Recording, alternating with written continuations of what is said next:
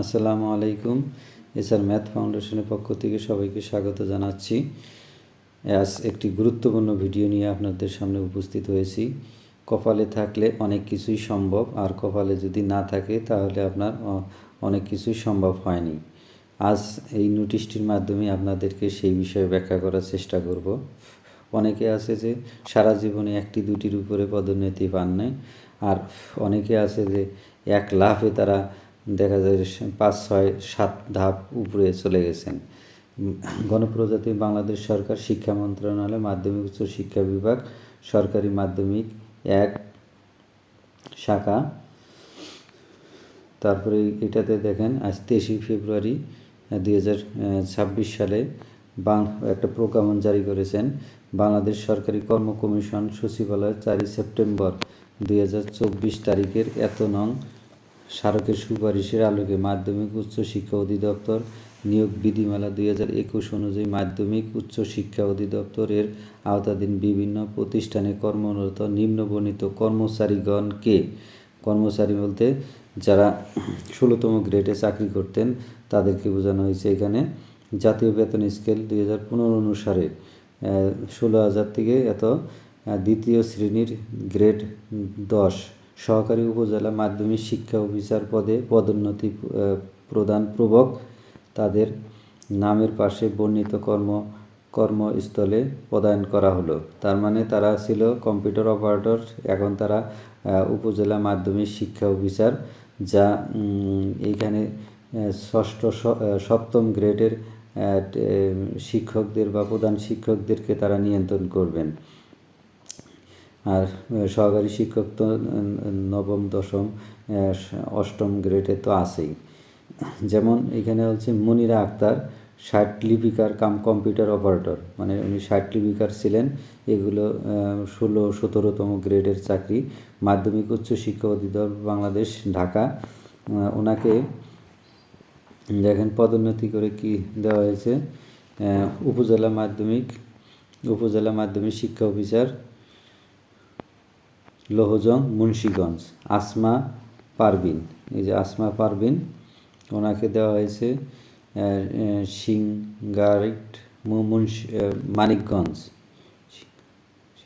সিংগাইর মানিকগঞ্জ। তারপরে Mohammad Abul Kashem 60 লিপিকার computer operator, মাধ্যমিক উচ্চ শিক্ষা অধিদপ্তর ময়মনসিংহ অঞ্চলে উনি কর্মরত ছিলেন। ওনাকে বরিশাল ময়মনসিংহে মাধ্যমিক শিক্ষা অফিসার হিসেবে মানে প্রদান করা হয়েছে।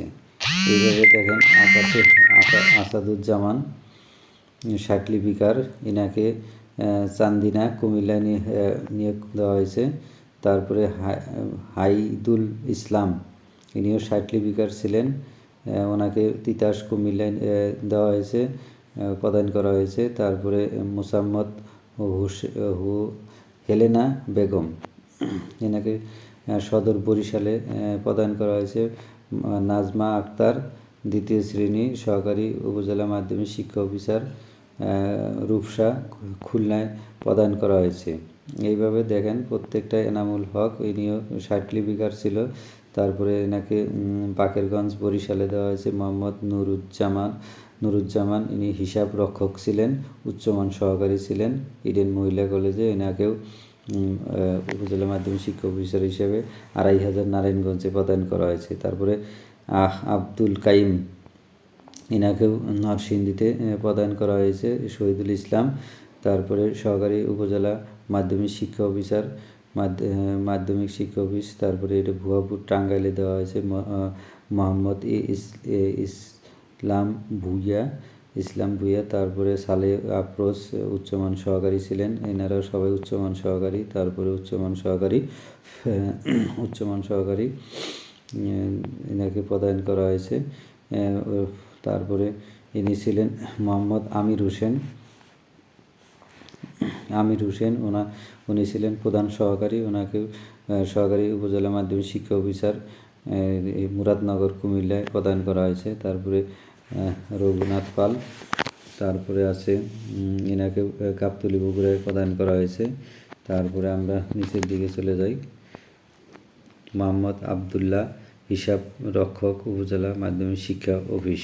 তার মানে উনি উপজেলা মাধ্যমিক শিক্ষা অফিসে আগে ছিলেন কম্পিউটার অপারেটর বা হিসাব রক্ষক বা কেরানি। ইনি এখন উপজেলা মাধ্যমিক শিক্ষা অফিসার নোয়াখালীতে পদায়ন করা হয়েছে।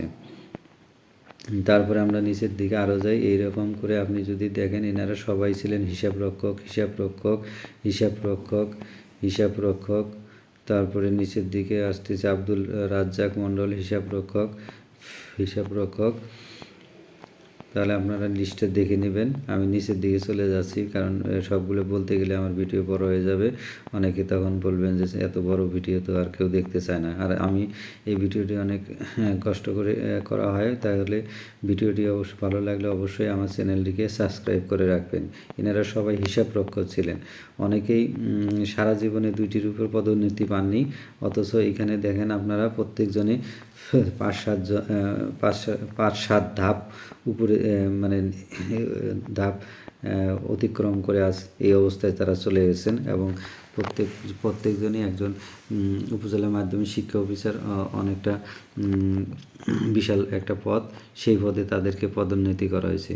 যদিও এরা আমরা জানি যে নিয়োগকালীন যোগ্যতাই সর্বশেষ নিয়োগকালীন যে যোগ্যতা থাকে সেটাই কে কাউন্ট করা হয়। এখানে কিন্তু পরবর্তীতে তারা স্নাতকোত্তর ডিগ্রি অথবা মাস্টার্স করেছেন এবং বিএড ডিগ্রি করেছেন, সেটাকে তারা কাউন্ট করেছে। কিন্তু অন্য অন্য চাকরির ক্ষেত্রে কিন্তু আপনি যত বড়ই পরবর্তীতে শিক্ষাগত যোগ্যতা অর্জন করেন না কেন, সেটা আপনার পরবর্তীতে কাউন্ট করা হয় না। তাহলে এনাদের কপাল এতটাই ভালো যে আপনি সেটা অন্য কারোর সাথে মিলাতে পারবেন না। তারপরে এখানে দেখেন উচ্চমান সহকারী, সবাই উচ্চমান সহকারী ছিল।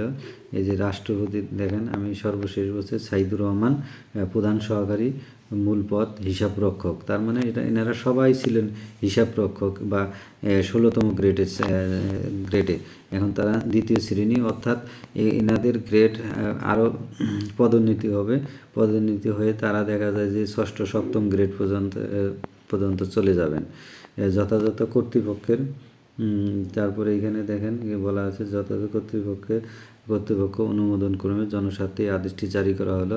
রাষ্ট্রপতির আদেশক্রমে মুন্না রানী বিশ্বাস উপসচিব, উনি এটাকে সিগনেচার করেছেন।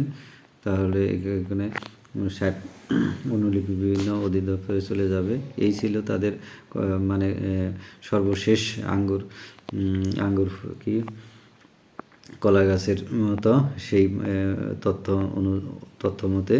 তাই যাই হোক, ভিডিওটি আমার অনেক ভালো লেগেছে। আপনার কেমন লেগেছে বিষয়টি তা অবশ্যই কমেন্টে জানাবেন। ধন্যবাদ সবাইকে।